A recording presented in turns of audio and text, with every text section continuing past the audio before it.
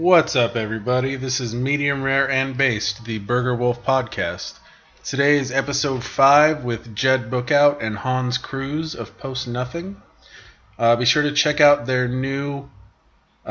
best and their last record, New Emotional Fascism, on Spotify, Bandcamp, iTunes, all of those things.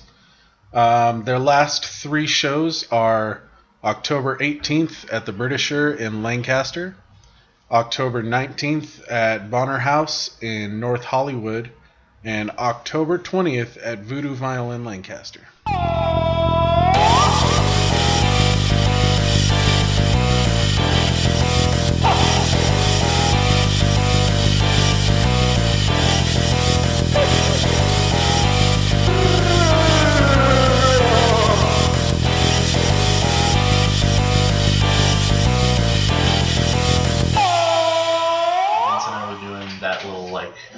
Paradise mini tour, and we played in Cedar City for the first time.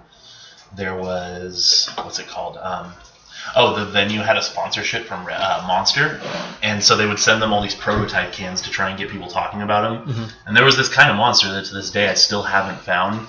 It was like a citrusy one, but it's not the citrus one that they have now, because they had it in the BFC, the big fucking can, and which is way too big. Yeah, but it was so good. And he just kept giving it to us, and Chris Steele was like really tweaking because he loves Monster. It was cool, man. That venue was tight too. It was a place called Gotham. Oh yeah. Did you guys see Ant-Man and the Wasp yet? I did. Yep. Did you like it? Yeah. I liked it more than the first one. I enjoyed it, but I had a terrible experience at the movie theater. That'll happen.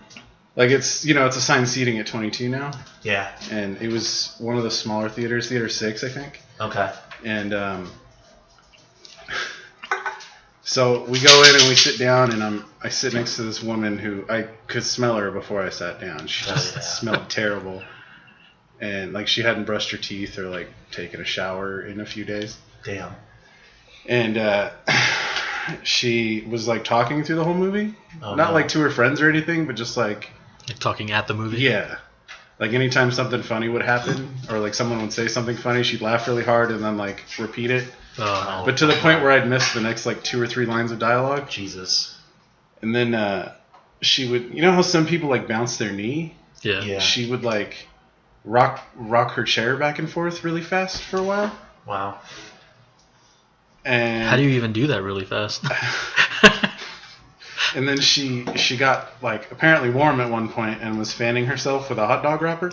Oh fuck! But it was like that like really crinkly paper, and it was making a lot of noise. You know, it does get hot in that theater though. Yeah. Real talk. Like especially when the AC's out during the summer, mm-hmm. like it somehow every year is. Yeah. That's true. They're probably just saving money. Remember the year we went to see The Dark Knight Rises and it was just a fucking oven in there? Yeah. Same thing happened when I saw the last Spider-Man movie. Oh, yeah, me too. But they gave us like comp tickets after. Well, that's cool.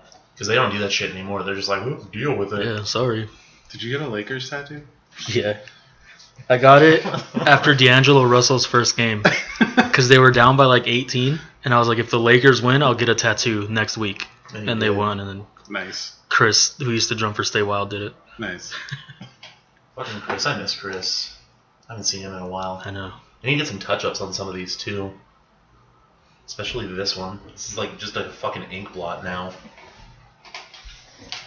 That movie theater story reminds me of when I saw, what's the girl with the dragon tattoo? Mm-hmm. The guy behind me was like an old black guy, and every time she did something cool, he was like, "Man, she is something else." And she does a lot of cool shit. So throughout the whole movie, wow, she's something else. I never saw that movie. It was dope, and I don't really know much about it. But Andy Williams was talking about it on his podcast, and he said he took his mom to see it. And it's a weird movie to take your mom to see. Yeah, and he was like, there's like a anal rape scene, and it was bad. The movie's dope, though. I wish they would have made the sequel.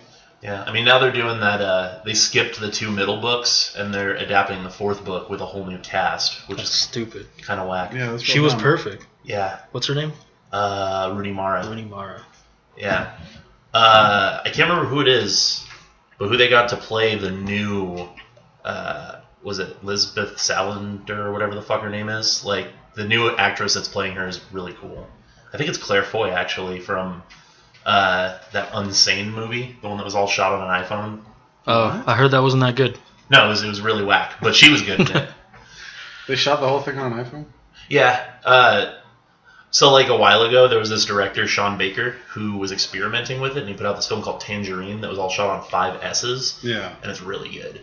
And then now a lot of people are trying to do it because this is like the biggest name that's doing it. Steven Soderbergh, the guy who did the Ocean's 11 films. Yeah. He made a film all on iPhone, and it's a horror film that takes place in like a mental institution. Yeah. And it kind of sucks, but it's pretty cool to see like a movie on the big screen that was like all shot on a phone. Because I don't know, it's like really inspiring. Yeah. Since I do most of my journalism stuff on my phone. Right. Was it supposed to be like found footage? This particular one? Oh, okay. Not that one. Actually, neither of those are supposed to be found footage. They just wanted it to have. Because the thing about the iPhone is you can get much closer to someone's face with an iPhone than you can with a camera and still have it stay in focus. Right. So the whole film, at least Unsane, is just like really claustrophobic, which works at times, and then at other times is kind of just dumb. Yeah. So if you guys want to introduce yourselves. Oh yeah, that's right. It's already recording. Yeah. I'm Jed. I'm Hans. I don't have to be this close, huh? It'll pick it up. Yeah. Well, I'm not loud, so. I like how that's going to be a loud one for you. You're going to have fun editing That's that. fine. Yeah, we play and post nothing, Yep. and we're breaking up. Yep. Why? Matt doesn't want to tour anymore, Yeah. and then we had to kick out Riley, and then we're just tired of finding new people every 6 months. I understand. So, I mean, like, if you include the time that we were Trapper Keeper, we've been a band for 7 years. Yeah. And Which I do include it. yeah, so do I. Same crap. We still play Trapper Keeper songs. Seriously. Yeah. I mean, like, Huey Lewis, we wrote that in 2011. So, I mean, Still my favorite one. it's a good one. But, like, I don't know. If you look at the lineup that we had when we first started, I mean, it was like the two of us and then David Olmos and Ryan. Yeah. And, you know, then we got Vince. And it was Vince Richard and Ryan. Gorth was in the band for like a week. Yeah, like a week. Yeah, that's a whole thing, though. And then Ryan was out, and then Joe Small was in. And then Joe Small and Vince, like, missed a tour, and we had Damien and Jimmy. And then the band, like, completely blew up. Yeah. And that was when you were going through, like, your personal shit. And we got back together when that was done and over with, and it was with Damien and Matt Fullove. And then Damien was out, and then it was fun. You see, you get the point. Yeah. Like, there's just been a lot of people in the band, and that's a lot of people to teach songs to. And like, Plus now with Matt, if we need a fill-in drummer, they have to learn Matt's parts, yeah, and that's really hard. Well, Hodrick's the only person I could think that would be able to do it. Even then, though, like, his style is different than Matt, so Yeah. it wasn't the same. Like, he played the songs right, but they didn't feel right. Right. I know what you mean. Yeah. yeah, I mean, I don't know. It's kind of like you have this idea, like you're, I don't know, Eddie Van Halen can't make a show, and then you're just like, all right, I'm gonna have Randy Rhoads do it. You're just like, okay, that's pretty sick, but like, is it sick though? Like, is it the right kind of sick, or is it like a weird kind of sick? Yeah. That's pretty much any drummer trying to fill in with Matt. I'm not like gonna direct quote Joe Small on this because him and I had like a conversation about this, but we'd had a talk about the idea of him ever filling in before we decided to break up. Yeah. And Joe told me point blank, he's like, honestly, he's like, I don't think I could do justice to Matt's parts. Yeah. And that's Joe, and Joe's a really fucking good drummer. Right. Yeah. So I mean, I don't know. Like, Where did you find Full Love anyway? I've known Full Love for a really long time. He's so fucking good. Yeah, he is. He was Precambrian? I tried. Okay. Okay. I tried out for a band called Precambrian. Yeah, I think Frankie's band. Janice and Bob's played a show with them. I think I booked you guys together Yeah. once. They only played like 3 shows. Yeah, seriously. They were a band for like 10 years, and then they started playing shows. Like, Yeah. it was the biggest waste of time and talent, in my opinion. Because the songs were fucking good, but they never found a singer. I tried out and didn't make it, and then they just kept not having a singer. Right. And but Matt and I stayed really good friends after that, and I kept trying to get him involved every time we'd lose a drummer. Yeah. And he was like, yeah, I don't know, that's cool. And it's never worked out until it did, and when it worked out, it was pretty cool. Yeah. He's really fucking good, and he, I think, fits really well with what you guys were doing, are doing, did. It's still present tense. October 20th is the last show. Yeah. I think it's the first public place that have said that. So that's booked already, October 20th? Where's it at? It's at Voodoo. Oh, okay. Yeah, I actually have most of the lineup in place for it too, because well, Well, it's not fully official, but it's like 95% sure that our last show is going to be part of a weekender with a band from Connecticut called Lucretia. Sometime over the next few months, we're doing a weekender with them. Yeah. We're just trying to make it that weekend right now. For sure. So the tour was canceled because Fulop didn't want to do it, and Riley got kicked out. Basically. Those, and we can handle this. Yeah. Because, I don't know, there was a lot to it.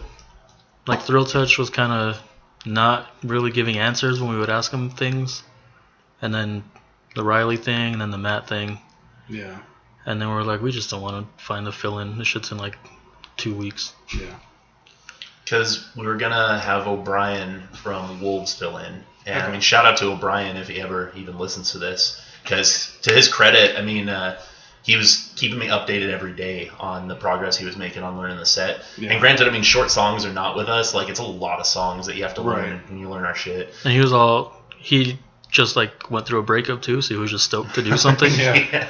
So I was like, fuck, it'll be sick. O'Brien's going to be in party mode. Yeah. Because we've toured with O'Brien before. It's a blast. He's great. Good fucking dude. But, like, he would have worked out. That would have been fine. It's just a matter of, like, 2 weeks before tour, we don't have a bassist now. And then we just couldn't really schedule a practice because everyone was just busy with different schedules and shit. Yeah, that shit sucks. So remember when we were kids? And we could practice 6 times All we did a was week? practice. Yeah, seriously. You'd think we'd be better. My dude, I specifically remember there was like a week that we practiced every day in Lake LA in the fucking barn, like, what was it, the shack in the back of your grandpa's house. It's fucking awesome. Oh, yeah. We used to practice in my uncle's giant, like, 4-car garage. That was pretty cool. And he used to sell crap at the swap meet. So he had, like, airsoft guns and, like, nunchucks in there. So every practice we would just, like, shoot each other and just, like, beat the fuck out of each other with, like, toys. I still have a pair of those nunchucks. I think it's a felony to have those. Probably. They're, like, real nunchucks. Edit this part out. California's dope. Yeah, right? So, talk about the new record and how fucking good it is. It's pretty good. It's pretty cool. I listen to it more than everything except Kanye. I've been listening to it a lot. I don't know. I feel like it's mostly because we don't practice, so I have to remember them. I don't know. Also, like, I feel like it's whack to, like, admit that you, like, you know, rock your own shit, but I think it's really good. Yeah. And so I have no problem listening to it. I mean, I don't know. It's kind of cool because when we first started writing it, like, I really had, like, the lowest expectations for it. Yeah. Because it took us a really long time just to write one song for this, and then it took us even longer. Like, I checked my my voice memos recently, and we wrote the first version of the first song we wrote for this March 31st, 2017. Oh my god. So, I mean, that's the longest you've held on to anything. Yeah, it's fucked. Well, I think we scrapped it. We did. And then we just brought it back because we were out of ideas. Well, it's not that. We scrapped it because we didn't like it, and that's when we decided to make it faster. It was, I want to be or I think it just didn't fit with the Misinformation songs. Maybe. I don't know. We scrapped it we just kind of wrote it and then didn't do anything with it. Yeah. I Want to Be an Architect. So what we did was we wrote the original version of that, which was, like, really slow and weird. Yeah. And then we wrote No Shame in Dying for Nothing, the bass one that we released not that long ago. Then we scrapped the old I Want to Be an Architect, and we started writing something else that we also scrapped and split into 2 other songs. So, I mean, it's just, like, I still have all the voice memos, so I can listen to the progress from time to time, and it just cracks me up. Especially I should throw those, like, at the end of the tape. Dude, right? Just voice memos. Because I have, there's one in particular where it's, the drum intro to What Year Is It, but with the guitar from Meme Warfare over it, and then it has, like, a drop that's not in anything, and then we just scrapped the fuck out of that. I don't know. Yeah. That was really weird. It just took a long time. Because I never like anything until I hear it recorded. Yeah. It does seem like you guys spent a lot more time on this record than anything else. I'd say before. So. Maybe, like, I don't know. It's a lot of shit happened. Like, Riley cut off a chunk of his finger, so he couldn't play for a while. Jesus. And then, like, when he went into record, he barely knew the songs. Yeah. So, like, we just redid it with Joe. Yeah. And then just a bunch of shit. Like, it's just hard to schedule shit because Matt, he works at a lake. And then he gives drum lessons afterwards, so his schedule is all over the place. It's it's really hard. I mean, when considering living in Valencia and downtown Valencia at that, Matt has debatably more of a financial burden on his own life than like any of us. Right. And I mean, like he could probably like if he drives a Prius though, so we make him drive. Yeah. Like if anything fucked up for him, like he could probably have his mom to fall back on, but that kind of sucks. Yeah. And he's like doing. I don't know. I don't want to speak out of turn for Matt. He seems like he's doing fine. Yeah. And he just has to work his ass off to do fine, though. Right. Yeah, he works a lot, but he seems to enjoy it. Yeah. Yeah. I mean, it's Matt.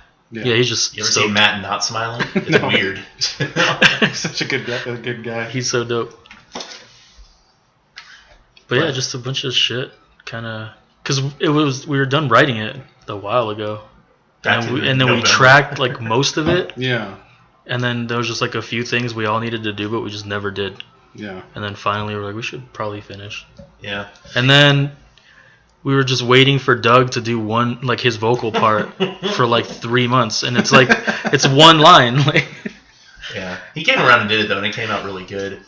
But like because he did it, and we were all just like, yeah, let's get it out. Like I listened to it, and I'm just like, that's still kind of low in the mix. Yeah. But whatever. It does seem though that the writing has not just matured a lot, but like it's way different than anything you guys have done before. It's still very much you, but there's a lot more. Yeah. You know what I mean? It's because Matt. Well, even your guitar parts though. I know, but Matt kind of structured most of the songs. Okay. Like I would write a riff, and then he'd come back with like a whole song. Yeah. Like the next practice, and I'd be like, well, okay, I'll figure it out. That's cool. You can kind of this one's really interesting because you can kind of split the album up into thirds on things that are like, you know, definitely Hans's baby, things that came from like a Matt foundation, and then things that started with riffs that I wrote. Mm-hmm. And like if you know what they are, you're just like, well, yeah, like it's pretty obvious when you listen to it. Yeah. But at the same time, though, it's similar to how we've always written because we've always just kind of been like, hey, I have a part, and we're like, all right, cool. And then you all just put it together. But like this time was a little different in that it all kind of came, at least between the three of us, as like a solid collaboration and trying to make everything as cohesive as possible. Yeah. Because Matt and I were functioning on similar wavelengths in particular without being entirely on the same page at all times, which I know is like, it's kind of a weird thing. Mm-hmm. What I mean specifically by it is I would tell him like, hey, I have this idea for this, and this. And he'd be like, dude, that's crazy because I have this idea for this, and this. Yeah. And then we would meet in the middle with Hans, have Hans like structure everything. And then it came out the way that it did. Yeah. So it was pretty cool just like having that kind of system in play, I guess. Yeah. I mean, that's a good way to do it, you know, instead of one person just writing everything, and it's a lot more collaborative and feels more complete almost when you all have a hand in it. Yeah. I still just wish that we'd been... I wish we'd been in a position to write with a bassist while we were writing the record. Yeah. Like a lot of what happened to Riley and then Riley like being out of the band after, both of those things in tandem made it that he wasn't very involved with it. Yeah. So it's not as bass heavy as I personally would have wanted it to be. Yeah. But, I mean, there are like bass lines. Yeah. There's some cool bass lines that Joe wrote. Like, big credit to Joe for like coming through on it. I mean, no, it's all Riley. Some of the parts Joe were... just like, because I was there when he recorded. He would just like listen to Riley's things and then just play it. Play it better. It was mostly Riley. Interesting. Yeah, because there's at least two parts I know that Riley didn't play the way that he did on there. Like, there's a bass line that's pretty subtle in What Month Is It that plays towards the beginning of the song. It's really cool, but yeah. So did Riley actually play on the album? At first, but no, not the final version at all. For sure. Joe re-recorded everything, including the vocal parts that Riley had done before too. Yeah. So when you hear like random vocals, you're like, "Who the fuck is that?" It's probably Joe Small. Oh, okay. Yeah, he did a very good job. Yeah. I gotta have him on the podcast. He didn't because he mixed it at first and he didn't like it, so he remixed the whole thing. For sure. I do think the vocals are like just barely too quiet on a couple songs.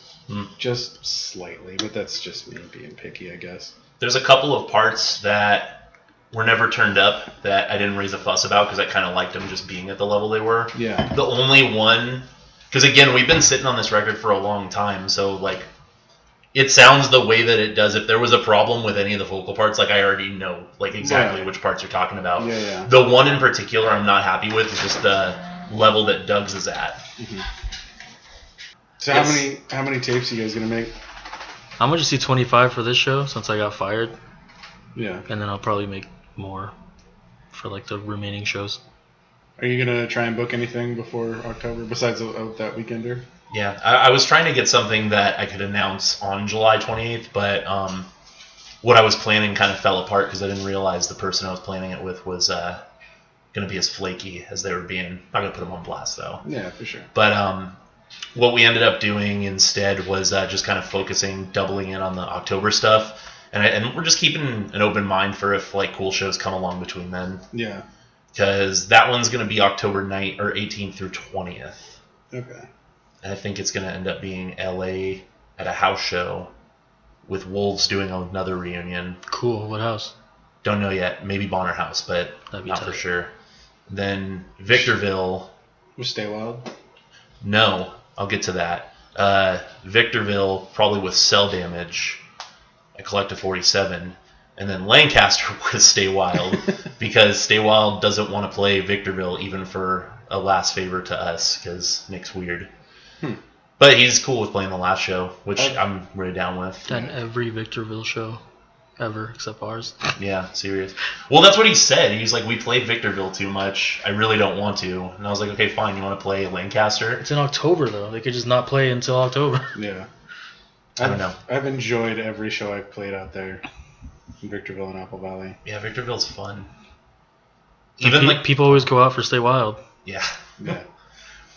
Though, from what I understand, I guess the Collective 47 shows do pretty well all the time anyway, because it's like their only DIY spot. Because they have that, and then Froggy's the thing that Blaze books. Oh, yeah. And I think that's about it in Victorville right now. Yeah. That venue's cool. What was that place Yeah. that was up on the hill in Apple Valley? There's a few. Cadillac Ranch or something like that? Oh, yeah, I never played there. I know what played you're talking there twice. Once as a drummer, and not a drummer, Tight. for Toxic Twinkies. Okay. Tim, it was like our first semester at ABC right after high school. Mm-hmm. And I ran into him, I don't remember, somewhere on the ABC campus. And he's like, hey man, you want to play drums for me? And I was like, all right.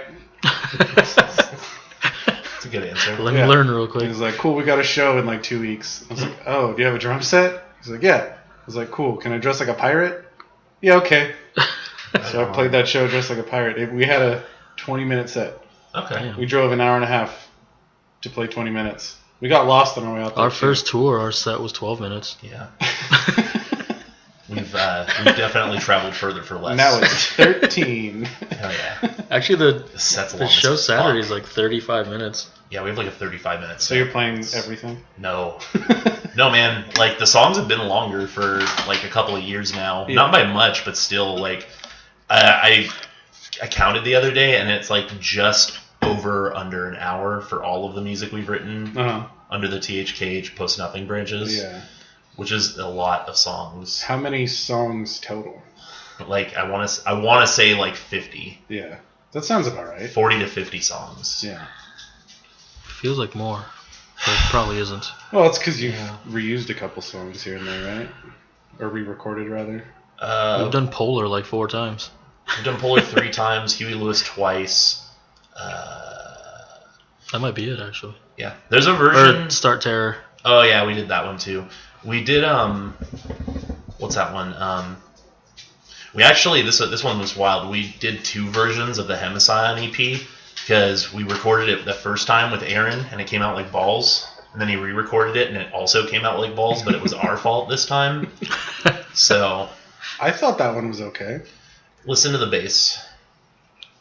I had... You gave me a copy of it on CD. Do you still have that? Because I know a guy who really wants one. I might. The one with the Virgin Mary on it? Yeah. Yeah, I might. You only made like 50 of them, right? 25? Yeah, for tour. Yeah. I made one that was red, white, and green, and we gave that one to Get Greens. Nice. But yeah, there's this guy in like Chicago who has like every variant of every release somehow. Except that one? He doesn't have that, and he doesn't have the Wayne's World tape. Oh, okay. I don't have any of it. Yeah, I don't have shit. Yeah. I never keep any. Really? Yeah. Otherwise, I would have just given them to him. But yeah. But he'll like message people. He'll go through like Instagram and find people that have like whatever and message them. Yeah. Jesus like he bought Christ. some off of like the Wheelers. Yeah. Wow. And then like there was one on Discogs that he bought from someone. It's insane. He really And he does. updates It's like got to be kind of flattering though. he updates the Discogs. Yeah, man. We as like the hour we put up New Emotional Fascism, I Googled it because I like doing things like that just out of curiosity, and it was already on Discogs. I was like, "What the fuck?" I didn't From even that guy. Yeah. probably. I don't even charge him for shit. I just tell him like give me $4 Yeah. for shipping, and I'll just send them everything. I didn't even make the like track listing public until we released all of the songs, and it was just up right then. It was so weird. It was cool though. Yeah, that's cool. The internet's fucking crazy. Yeah. Yeah. Yeah. He was asking me after I posted like all the Blueberry tapes and stuff. He asked if I was gonna do something similar for Post Nothing. I was like, nah, I'm probably just gonna make one version of it. I'll see if I can find it. And then he asked what Blueberry sounds like. I was like, it's kind of like indie. He's like, not really my thing. I'm good. So this dude just likes hardcore. This dude's been like ride or die for us like since we were Trapper Keeper too. So I mean, he's Have you actually met him? No, we never played Illinois. No, we tried. Yeah, we have this thing where we end up like meeting people and then like disappoint them because we're disappointing people, and then like drop out of contact with them. That's punk rock, dude. Yeah, that happens. No fans, only friends for a while. Well, because I think about people who were like fans of us before, and then like now they're either not on the internet or like they're not our friends for like Jordan Wibberell. I love Jordan Wibberell, but he's like the furthest thing from a Post Nothing fan anymore. He's just a guy who's like, "Do you need money?" And I'm like, "Fuck, you know me too well." He just has like a really good job and pays nothing for rent because he lives in Memphis. Yeah. So he's just like, yeah, you guys can stay here and eat all my food and drink all my beer. I won't go to your show though. Seriously, we're like a fucking Kyle Jimenez. Yeah. I don't even know what the fuck happened to that Dang, guy. I forgot about Kyle. Yeah. He popped up on one of my memories, and like, because I have him blocked for some reason, like it was just a bunch of blank spaces and me having a one-sided conversation. This dude will just be like, yeah, just go to my house. No one's there, but you can crash there. It was crazy. He was like traveling for 6 months, and he's like, yeah, the key's under the mat. We're like, what the fuck? We met up with him when he was on vacation, and he was at his grandma's house. Yeah. And we weren't on tour. We were on a road trip. Yeah. And we just crashed on his grandma's couch.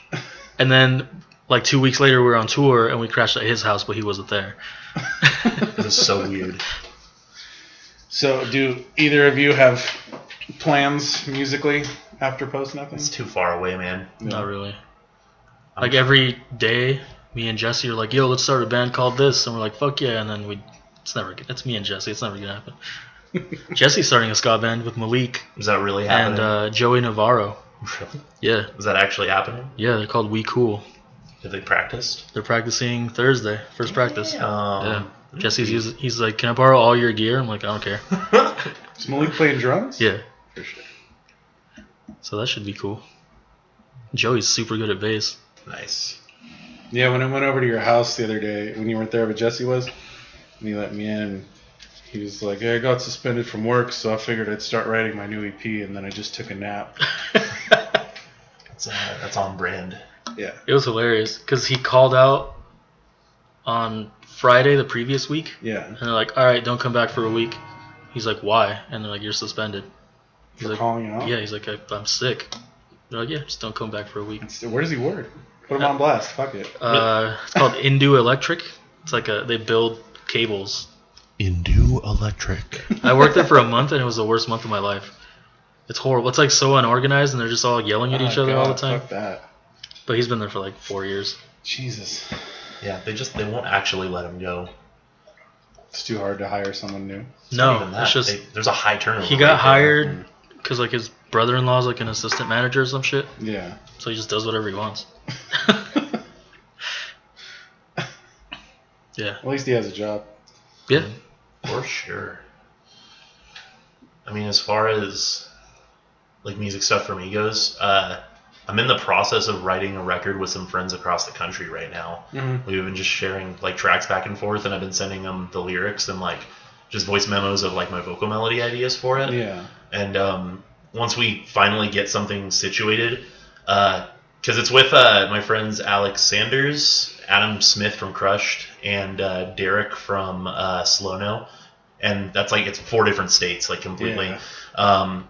Once Adam, because he's playing drums for it, tracks the drums, because he's gonna do that like at a studio that I guess he has free time booked at or something. Uh-huh. He's gonna send it to Alex, who has his own home studio, and he's gonna track guitar, Yeah. and then I'm gonna do vocals, and then Derek said that he was gonna like do his own thing at some point too. That's cool. So like we have like 1 song in pieces right now, but Yeah. it's not like a full thing. Right on.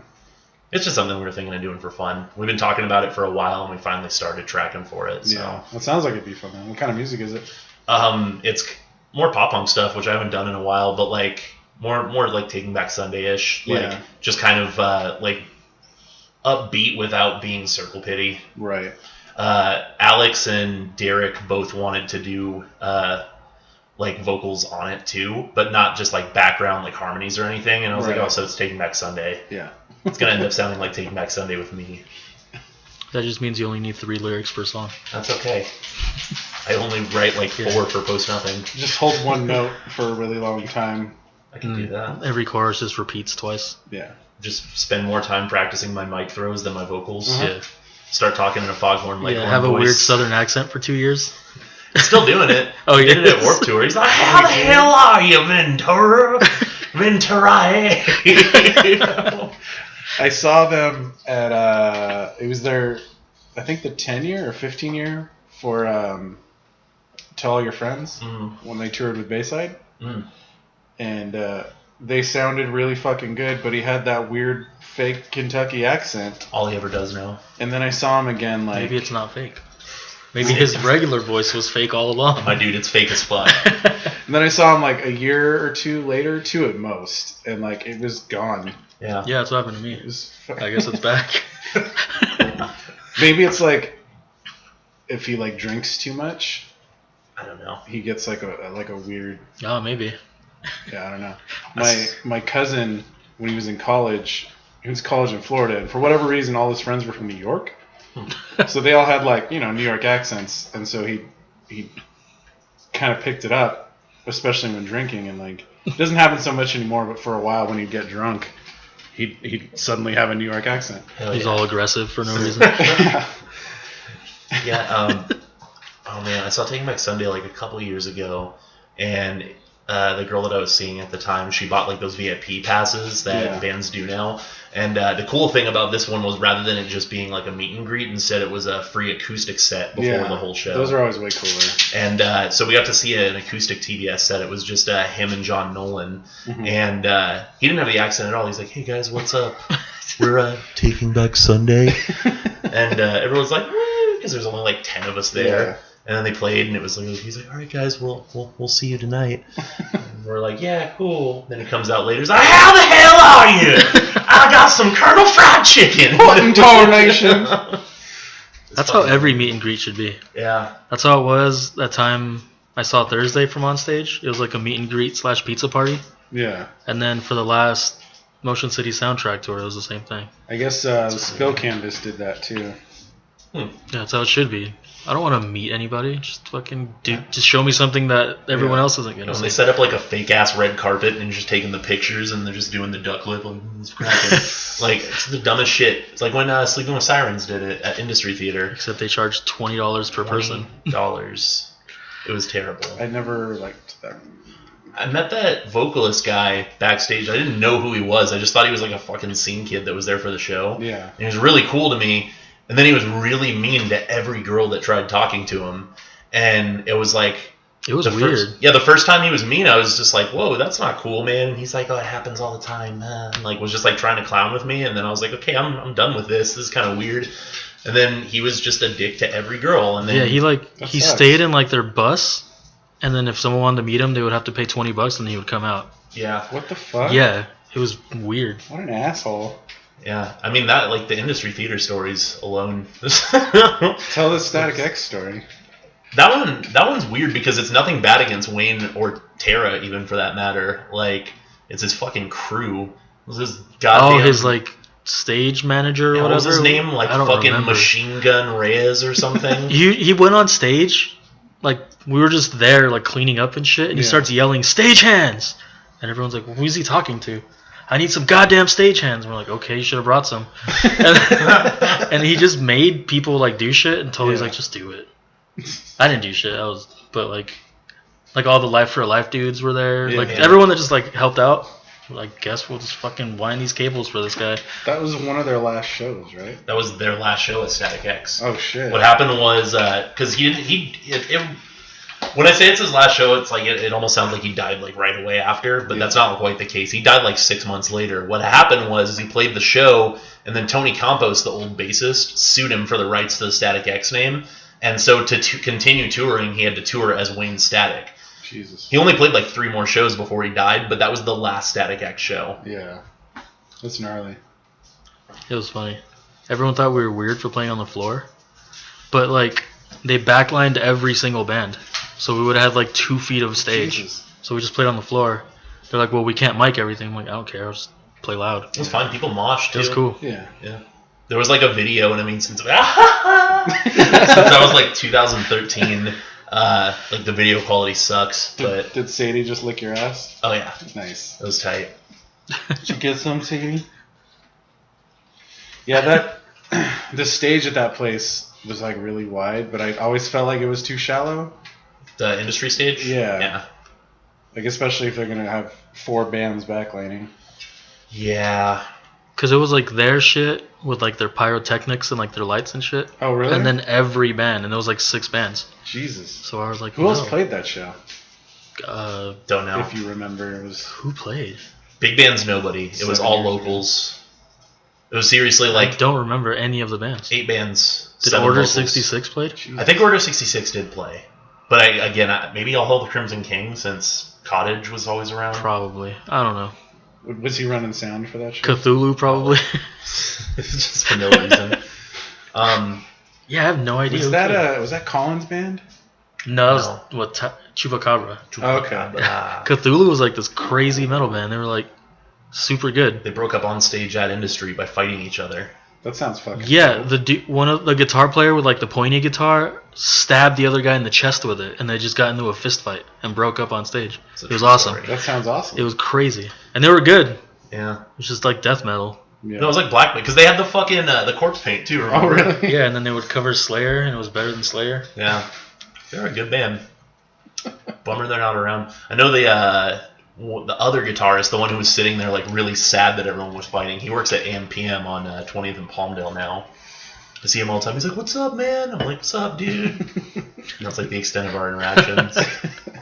He's a good guy though. Matt McBride, solid dude. Okay. Shout out to Matt McBride. I think I know who he is. Yeah. I might be friends with him on Facebook. He's still got the long ass curly hair. Yeah. That dude's metal as fuck. He's tight though. Did you guys ever play Fantasy Hall? Yeah. Well, I don't know if he did. I did. It sucked. I went there one time because Terrible. Trial by Fury played. And then there was a band from Brazil playing, and they covered San Dimas by the Ataris. It was awesome. I played a show there with this band from Sweden, Oh, okay. and the drummer looked exactly like Matt Leone, and it was fucking bizarre. Damn. It was so weird. There've been a lot of weird venues out here, man, because there was the fucking Fantasy Hall, there's the Knights of Columbus. Remember that random spot fucking Pastor Dave had by the train tracks on Lancaster Boulevard? Yeah, Love American's first yeah. show was there with Few Words for Comfort. Yes. It was just like a little warehouse, and he had 2 stages set up. So like there was always a band playing. Yeah. So that he would have like 8 bands Yeah. on like a show that lasted 3 hours. Weird. It was sick. And Pastor then they Dave's got shut life. down really quick. Pastor Dave, man, that's somebody who's like... I don't think he ever became a pastor. No, he didn't. You don't talk about a fall from grace. It's like this dude was like on his way to being a pastor and everything was going well, and then he like... Didn't he like cheat on his wife or something? Something like that. I don't want to say anything libelous necessarily, but like, you know, the dude He did fucking, something sketchy. I don't remember what. Because now he goes around and like this is confirmed because he said it to me. He'll like be at bars, I'll see him, and he's fucking talking. He's like, "Oh, I'm gonna fucking slam some ass tonight." I'm like, "What the fuck?" Yeah. This dude was like Creeper. Who says things like that? Pastor Dave. Pastor Dave. He was like a youth. Well, he wasn't a pastor. He had like youth group Yeah. at the Oasis. Remember the Oasis? I think it's on Sierra Highway. Yeah. So we played there a few times because he just threw shows. We played there one time. Really? That I thought it was pretty cool. twice. It was the one time with his coming day with Joey Engel on keyboard. I remember we opened with the Fall Out Boy cover. Yeah. Not even the cover. We would just do the intro and get people all excited. That stage was really tall, and I hated it. It was cool. I hate tall stages. Like the spot was cool. They had like arcade machines and like Right on. like a coffee. They had like a barista. Yeah. It was crazy. It was cool. It's just the stage was. I was hate really tall. fucking tall stages, and it was like kind of like narrow too. So it was like narrow and tall. Yeah. It's like that mass place we just played in Fort Worth. Yeah, and it wasn't like the church part. It was like just a venue Yeah. attached to the church. Yeah, it's It was kind of wild. It was weird, but it was cool. Never did much with it though, as far as I And know. then he just started booking shows at like I think that the show we played at the roller rink Yeah, he did that one. was his show. And just Wait, ran. no, that was Dre. Yeah. Oh, Drado. Dre. Yeah, Drado. I still have when we won Battle of the Bands. I forgot about that, dude. Yeah, I remember because that was the longest championship vinyl set we'd ever played because we had written at that point like I want to say 17 songs and we played like 15 of them. I remember I had the wireless setup, and then Nick bought a 100-foot cable because he didn't want to buy a wireless setup. Nick wasn't in the band. What? It was Nick because he bought a really long cable. Had to have been for a different show then because when we played the like 13, 14 songs, that was Was it Tommy? it was Tommy because it was Ryan on drums, not Gay Mike. Well, then Tommy bought a really long cable, and then we were just like not even on stage. It was just you and Ryan. I always liked Championship Vinyl. The band was fun. I liked It was tight. yeah, I liked the last stuff that we did. That was really cool. Yeah. It's weird because like I don't really have any like at the time when we were in the band, like Nick was like an actively antagonistic person Yeah. because that's just Nick. Yeah. But he's like honestly the only one from like that batch of people, other than Tommy, of course, because I talk to Tommy every day. That like I still like. He's all fat now. Is he? I haven't seen him in a while. Just talk to him. I don't know if he's fat or if he got buff and like his neck just got fat because he looks fat. I don't know. But he was always like really grossed out by fat people, yeah. so I'm not sure. I haven't seen him in person in like 2 years, maybe more. He's nice when I talk to him now. Whatever. He's I just text always- him every year for his birthday. He's just always been like a really shallow narcissistic person, and it made it really hard to be in a band with him. But now that I'm not, it's cool. What was the name of that band?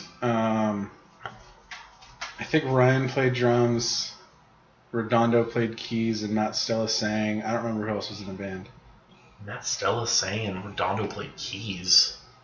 Kansas City Shuffle. Redondo wasn't in that. There was band. no, Wasn't in there was that? no There keys was in no that. keyboard in that. It was just like tough guy hardcore. It was Matt Stella and Earl you're thinking of on vocals. Oh, okay. Who else was in that band? That dude Played guitar. Anthony played guitar, right? Anthony and Wadmar for one show.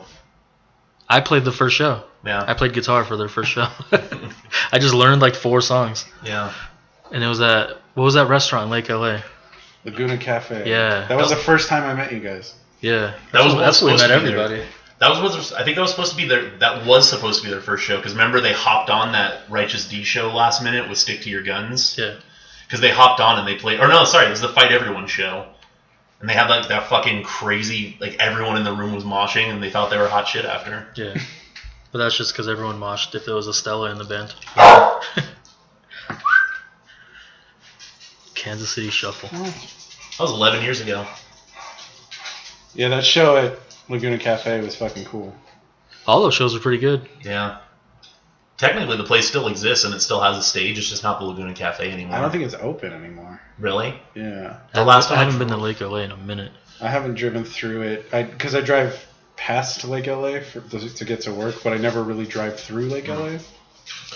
Actually, yeah, it's been a couple of years since I've been out there now. Because the last time I drove past Laguna Cafe, or what it used to be, I was with Machinist showing them where the Kill Bill Church was. Oh, okay. And I was at the house that they were playing in Little Rock, and it was easier to cut down 170 than come from anywhere else. Last time I was in Lake LA was when we played that show in that garage. Okay, so that was the last time I was in Lake LA then. But the last time I was on like 170th, I mean. Because that was the last time for sure I was in Lake LA. That was only like a year and a half ago, if that. Yeah, and I was like, holy shit, there's a Family Dollar out here now. Yeah. There's some shit. One of those dollars, Yeah. Dollar General. They have those in like all low-income towns now. Everywhere. Yeah, there's one in Sun Village too. Yeah. It's great, and it's like really out of place on the skyline. It just blocks the fucking mountains. Yeah. There's nothing else there. It's that, a mortuary, and a fucking gas station. Yeah. And then nothing on the just a opposing weird corner. place. Yeah. Last time I went there was to buy those Pringles. Oh yeah. They made chicken cup of noodle flavored Pringles that were sounds Dollar General awful. exclusive, and they tasted. Have you ever just poured the powder in like a dry packet of noodles and like crushed it up and eaten them like that? It tasted exactly like that. It sounds terrible. It was weird.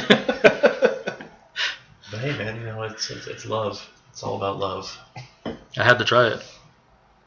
They were back for a limited time. Yeah, every time they do stupid new chip flavors, I try my best to like give them a shot. I had the Sam's Club Mountain Dew today. That's pretty good. It's good. It's like a berry something. Yeah. What's it called? I think it's called Berry Blast. Something berry. Yeah. It's good though. It's fucking good. It's only It's, on it's the not top. high voltage good, Nah. but it's good. Baja Blast is my favorite. I do like Baja Blast. Not as much as I used to though. Like, I don't know. Like I get it now, and it just seems more watered down than I remember. Yeah. Dude, Anyway, the Taco Bell on I has the best Baja Blast. interesting. I still really like That shit burns your throat. That's how good it is. I still really like the spiked lemonade that they have. Yeah, I like that too. Mountain Dew's just dope. Yeah. Amy in general. Nelson turned me on to you get the slushy thing, the Baja Blast, and then drink half of it, and then fill it up at the fountain. It's so Oh, good. interesting. I never Nice eat there. I little- always just hit the drive-thru. Yeah. Well, I eat inside Taco Bell all the time because it's up the street from the Canyon Country College of the Canyons. So when I get a lunch break, I just drive up there and chill for a bit. Right next to where you used to work. That Taco Bell. Yeah. I got sick of it. That's all I ate for like the first couple weeks. And it's the same fucking guy all the time, and he's like, Dude, the guy with the glasses? yeah, and he's progressively more. He was like so stoked when he first got hired, and now he's just a dick. Yeah, he just rushes you. Hey, what can I get you? He starts typing before you're even done talking. Yeah, he used Yeah, to be dude. like a fan of caring, like because he would just be like, "Your name is Jed, right?" And I'm like, "Yeah, thanks, man." Now every time he's just like, "How do you spell your name?" I'm like, "Fuck, man, It's 3 letters. it's spelled fucking F-U. How about that?" It's still Jed. Yeah, that guy. So what's the best cheeseburger you've ever had? Man. That Buffalo Burger in Idaho was really good. Does that count as a cheeseburger? There was cheese on it. I guess. What was that place called? The Great Potato Company? Great. It's the Boise Potato Company. They have Or the like Boise Potato Factory. they Something have like that. 20 different kinds of fries made out of different kinds of potatoes, and then they have like a ketchup bar, Oh wow. and the only other thing that's not beer or potatoes is the Buffalo Burger, Yeah. and it's super good. What else? I don't know. I like every cheeseburger. I had a. I think cheeseburgers are my favorite food. I think about it a lot, and I Yeah. always want a burger. I mean, I don't know if it's my favorite. I really like a double. Double God, double's really fucking good. can't go wrong. Yeah. Double I like- Western. Double Western's really good. I really like the double that they have over at Shake Shack too. Yeah, Shake Shack's good too. Shake Shack's good. It's just a little too pricey. Yeah. God. Oh, dude, the fucking twin sliders. Those are fucking perfect. Oh, you got to go to Twins. It's Where's on that? it's on Sunset. You know where the Arby's is before Amoeba? Yes. It's like you cross the street and it's just like a little window, Okay. and they have sliders. And it's Amazing. Is fantastic. that all they serve? They have have chicken chicken sliders slider. and cheeseburger sliders. The chicken ones are actually way better. Yeah. Everything on the menu is good. There's not much, but Yeah. everything is good. And they have like an $18 shake. Yeah. That's like shit. it's huge and it has like candy bars in it and Yeah. shit. I've never got it because it's stupid. They're like But John they- Travolta but they in have Pulp it. Fiction. Yeah, That was the $5 Yeah, milkshake. that's the $5 This is the $18. It's like I gotta massive. know what an $18 milkshake tastes like. Yeah. And then they have like their version of animal style fries that Yeah. are really good. Yeah. Everything at Twins is good. Like, you usually think of sliders as like that kind of like weird moist White Castle bullshit Yeah. that tastes exactly the same as the microwavable ones. Like, you still like them, but like in that drunk kind of way. Like, these sliders, like they're just fresh. They're good. They're Everything like- they put on them is good. They're They bigger have- than a regular slider too. It's like in between it's like a little smaller than like a McDonald's cheeseburger. Okay. Yeah, they have like the fucking like the tastiest grilled onions on it too. Yeah. It's great. Oh, God, we gotta everything go back. about it What are is we doing? so goddamn good. I'm gonna go on Thursday. Yeah, Twins. Shout out to Twins. I mean, other than that, I don't know. Every burger's good. Umami Burger is good. Juicy Burger on Hollywood Boulevard is good. that's pretty good too. Apple Pan is a good burger. I didn't like it that much when I went. Even the fucking IHOP burgers are good. Haven't had those. Have you had them? Have you been to IHOP? Not in a long time. Helen, when we would go there, she like hated breakfast, so she would always get cheeseburgers. What was that place that was like right next to Amplify? That cheeseburger place? Oh, that place is good. Oh, Astro Burger. Astro Yeah, Burger. that Dude, place was the super pastrami good. burger? Yeah. Shit. That's just making me sad because one of the best burgers I've ever had was Top Spot, and that place doesn't exist anymore.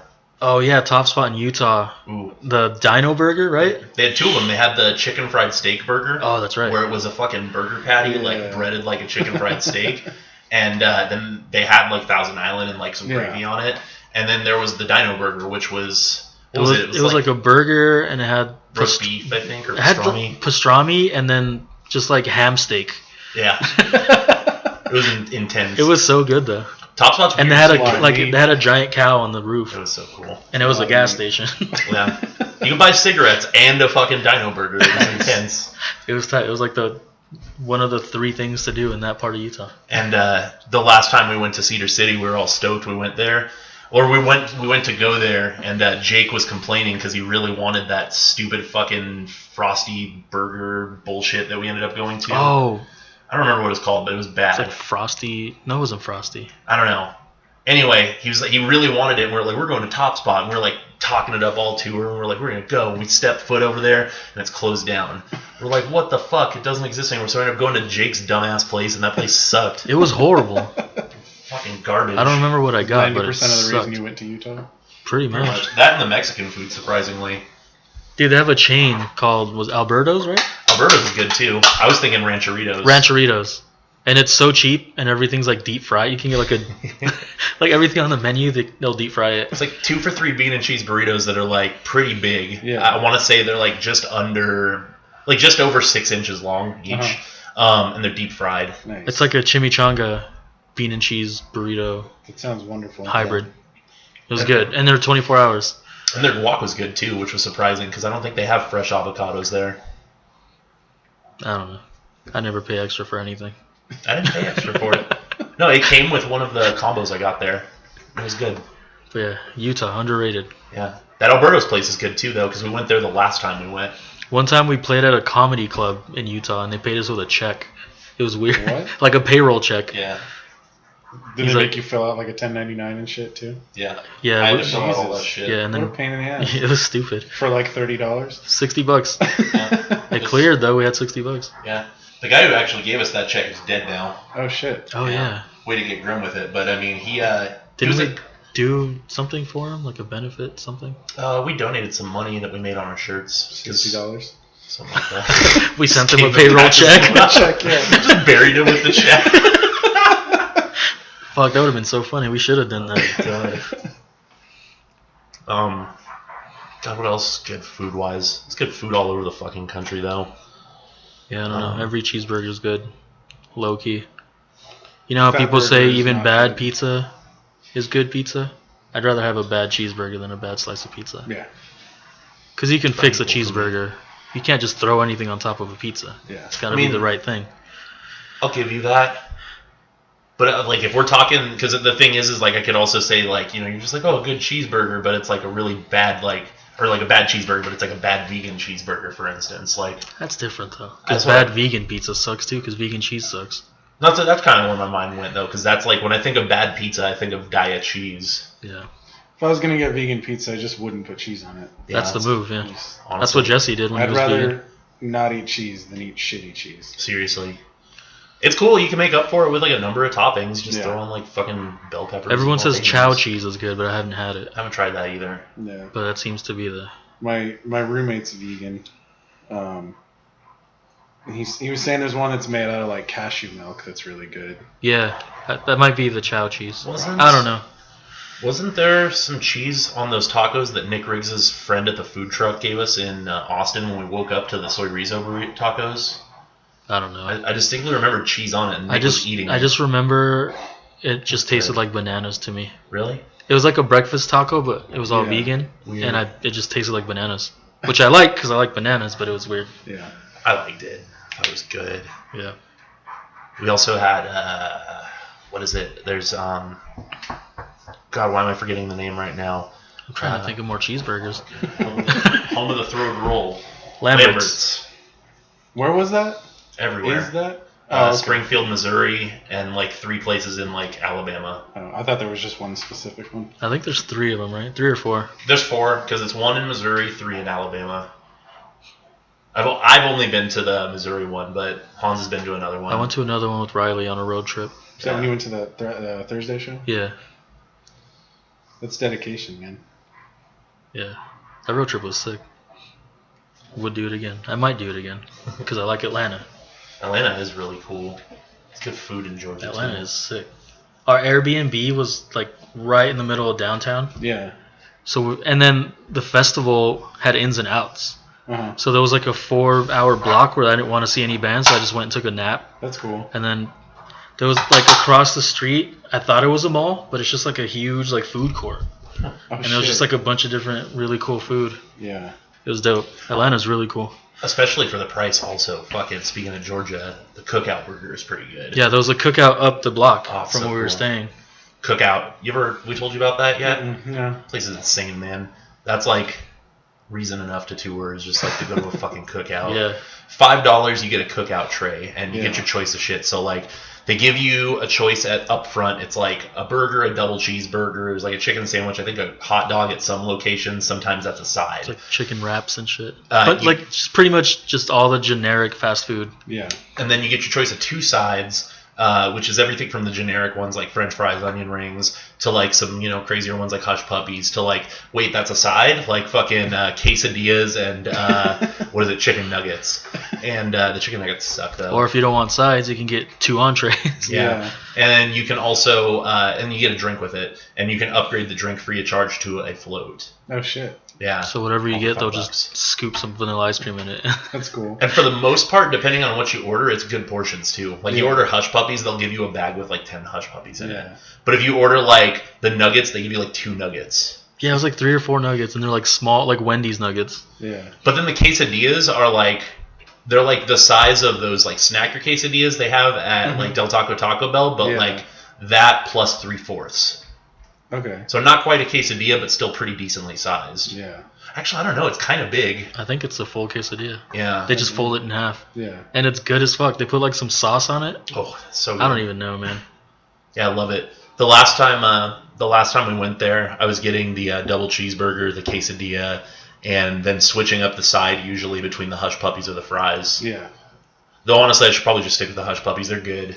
Yeah. I dream of those hush puppies. Nice. You could get a bag of 20 for like $1. Jesus. It's so good. Well, they're cheap to make. It's just fucking Yeah, I know. fried cornbread, basically. Right. Yeah, that's the only thing that sucks about breaking up. Well, you started Trapper Keeper to get into shows for free, so Pretty much. might Yeah. as well start a banded tour just to eat. That's pretty much what Or post I could just go on more road trips. There's that too. That sucks though because you're not getting paid to do it. That's true. Like the stopping every day thing would be so expensive if we weren't getting paid. Yeah. I could just learn a shitload of covers and just play outside of Walmart's. You could do that. Nick Riggs did that, and he made a surprising amount of money doing Yeah, that. one time we made like $100 doing that. Learn a bunch of Christmas songs, do it around Christmas. Oh, you're right. It's really not a That's bad not idea. a bad idea at all. You could learn like a bunch of Christmas songs and then like some like queer anthems and like play just like fucking outside like I don't know ACLU buildings. Yeah. Like that'd be sick But Walmart gets a lot more foot traffic. for sure. Especially around Christmas. Dude, this Walmart right here, it's so fucking ghetto. I hate it. This place is It's wild. like it's probably one of the worst Walmarts in the country. It's so It's bad. not true because it's like less than 10 miles away from the worst Walmart in the country. The one in the east side, Lancaster. Oh, yeah. That's the worst Walmart I've ever been to. It's so I bad. don't know. I feel like this one's a lot worse. I just hate Walmart. Yo, that Walmart in Springfield that wasn't a super Walmart, that place sucked too. Do you remember that? The last time, this last tour, we went to Springfield, and we stopped there because Adam was on his kick where he's like, I need to only buy microwavable food or some bullshit. And we like went there, and they didn't even have a grocery aisle, and it was like just like a glorified CVS. Yeah. That Dude, Walmart used to Adam be. is the worst vegan. Yeah. This dude will buy like vegan chicken nuggets and just eat them. He won't even cook them. Well, you can't get sick from them. Yeah, he's like, well, it's just plant-based and they're technically already cooked. I'm like, yeah, but isn't it gross? He's like, I just eat for sustenance. I don't need... Yeah. He used to be happy, and then he was vegan. It seems like it. Because he's like really picky too. Yeah. Which Adam is this? Do I know? From Crushed. Oh. They're from Albuquerque, right? Yeah. Love Adam. Big fan. Yeah, I really liked their new record. What was it called? Sins of the Father. Yeah. It's dope. It's really good. It's really good. They got to play with Sparta recently. Nice. It's like the first time in a while I've been like actively jealous of a friend. Yeah. Have you ever gotten like starstruck with a band you guys have opened for? Not really. I don't care about anyone. It was kind of cool when we opened for Shai Hulud, but like as soon as the reality kicked in that we were playing to next to nobody with Shai Hulud, it was more just like, oh. I think we brought more people than Shai Hulud. And it was in Anaheim. We brought like 10 people. Yeah. Jesus. Though we did see them like a day later in Canoga Park, and there was a fuck ton of people there. For sure. Yeah, I'd rather go to a show in Canoga Park than Anaheim. Well, we just wanted to play. Yeah. Just to say we played with Shai Hulud. The Chain Reaction? No. No, it was at like a studio that had a stage. Mirror Image Studios. They sent us a bunch of tickets and a contract, and then I texted the guy. I was like, I don't feel comfortable signing anything. He's like, well, you have to. I'm like, I don't think I'm going to. Is that cool? He's like, all right, just try to sell as many tickets as you can. And we sold like 10. Right on. That's not bad. That's for okay. being 2 hours away. Yeah. We let's see. Starstruck. Yeah, like full on starstruck, probably not. I was pretty stoked. Well, we didn't play, but when Wes Borland came to the Industry Theater, dude, I had him sign my Limp Bizkit record. I was like driving home. I was like halfway fucking like home, and then Tully was like, "Hey, Wes Borland's here right now," and I just turned around just to fucking like get a picture with him. Why was he there? He just showed up. He played. He played with Blacklight Burns okay. to nobody. And it was funny because there was rumors of Limp Bizkit breaking up because he got in a fight with Fred Durst. Yeah. And I asked him about it. He's like, man, don't believe anything on the internet. I was like, all right, you got it. Wes Borland was really fucking cool, too. He was sick. Did you hear his first side project, Big Dumb Face? Yeah. Yeah, horrible. I enjoyed it. It was just goofy shit. It was fun. I think my problem is that he brought it back and it's like a full-fledged metal band now. Oh, really? And it's like super weird. I don't like it. He seems like a super weird dude. All of his projects are... I don't like any of them except for he just put out an instrumental album under his own name. Uh-huh. And he described it as like a soundtrack to a movie I'm never going to make. And it's like the perfect fucking description. It's just him like... It almost sounds like those really mellow Animals as Leaders tracks where it's just like the weird taps and slides and stuff like that. Or like those early Omar Rodriguez Lopez albums. Yeah, so it's like that, no drums, and then like synth and the first cool. 20. Yeah, dude, Omar Rodriguez Lopez has legitimately like 50 albums. I'm not exaggerating because he did that year where he put out one a month. Yeah, you should make a movie to the soundtrack that Wes Borland made for I'd rather not. It's good on its own. Yeah. I don't like ruining good things for myself. I don't know if I've ever been starstruck.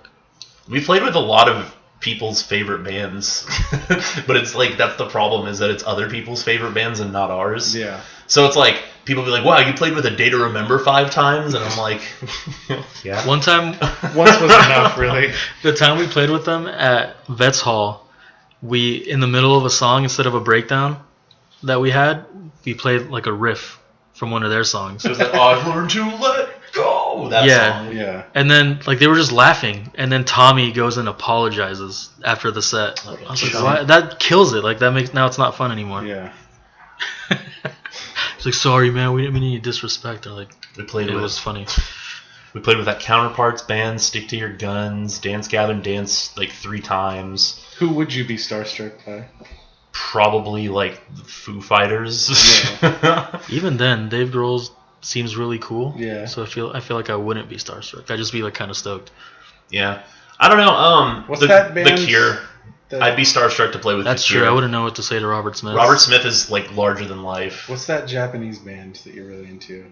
There's a few. Envy? Yes. That'd be really cool. I wouldn't be starstruck though. Really? I honestly feel like, especially when Envy's over here, like, you know, they're kind of like the fish out of water, so to speak. Yeah. And they're paying their dues every time they come out here, you know what I mean? Yeah. Like, they're a big deal to me emotionally, but I don't think they're a big deal, you know what I mean? Right. No.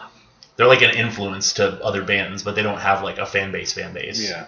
Even that show that I went to out here to see them in LA, like it wasn't sold out, and they were direct support to La Dispute, who's a much bigger band than they are. I remember you talking about that album, the one you listened to after your mom died. Yeah. Recitation. And I listened to it on a flight to Chicago. It was either Denver or Chicago. I can't remember. I think Denver. But yeah, it's really fucking good. It's really solid. I was on an NB kick recently where I listened to the whole discography start to finish.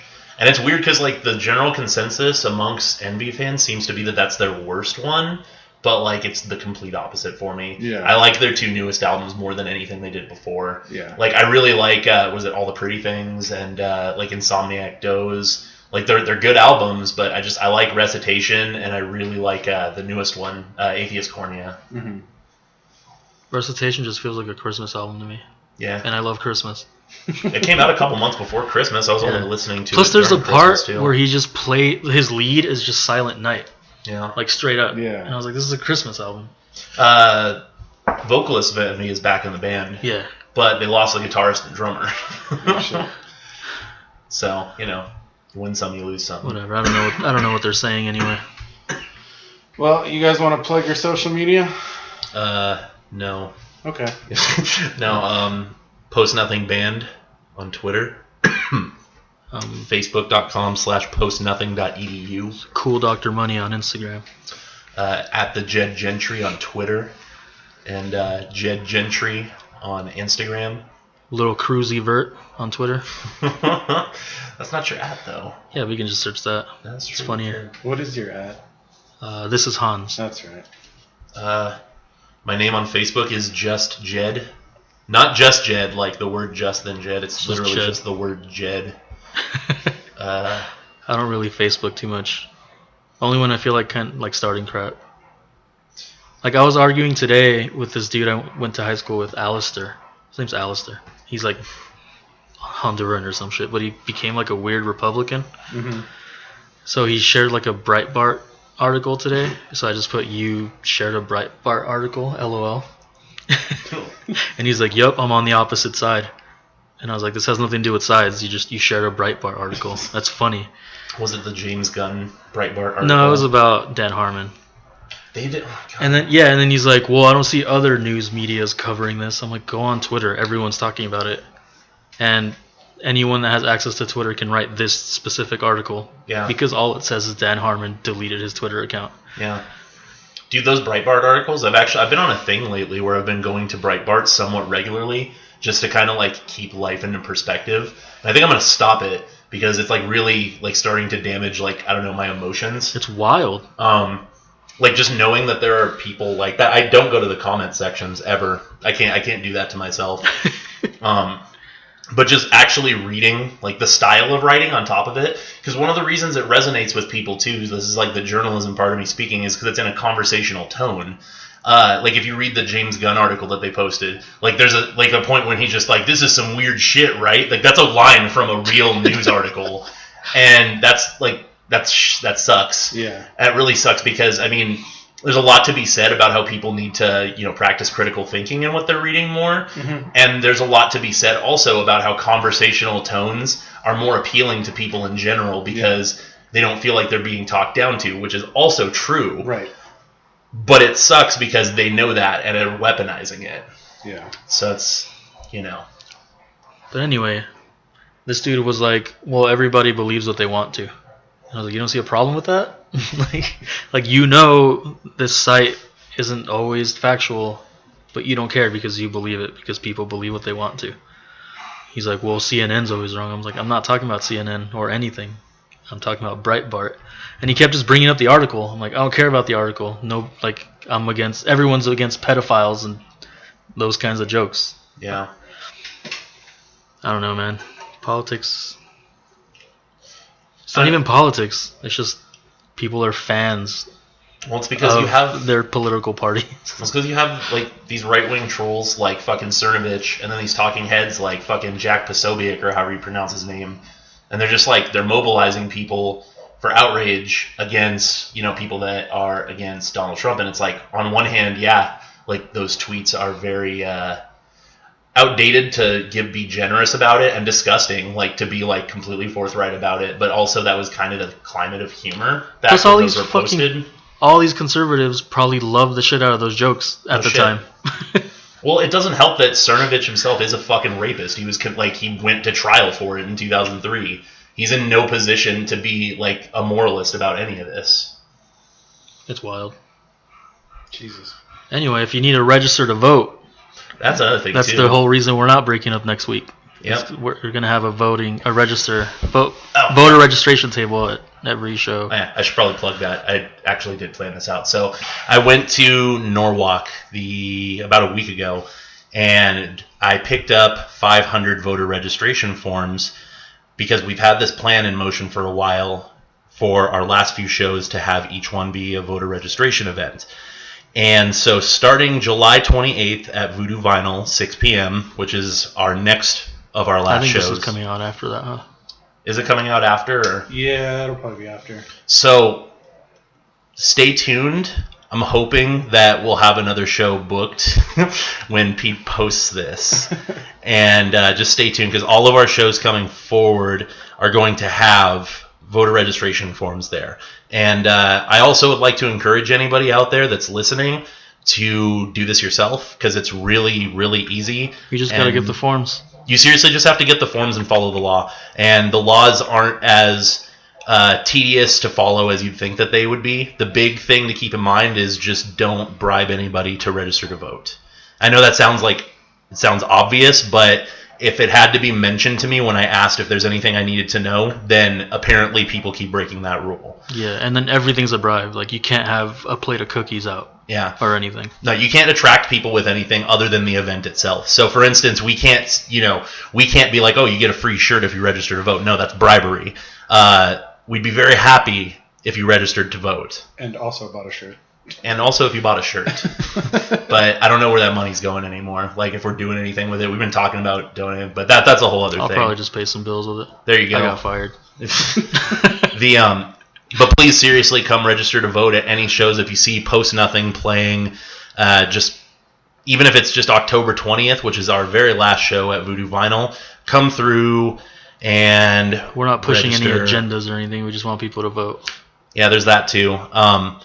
Like, the only real thing that I would say with it too, like, it's not even an agenda, is just be compassionate, care about what's going on in this country right now. Like, if you're angry, if you're upset, if you're scared, one of the easiest ways that you can solve it that's safe for you is to vote, and to encourage others to vote, especially if you're in a position where you can't, whether it has something to do with voter registration, or even if you're a felon. Like, I mean, if you fucking get at least one person that you know to vote, each of you that are listening, then it'll make a world of difference, I promise. And that's my spiel. And that's the tea. Well, thanks for coming. As the kids say. Yeah.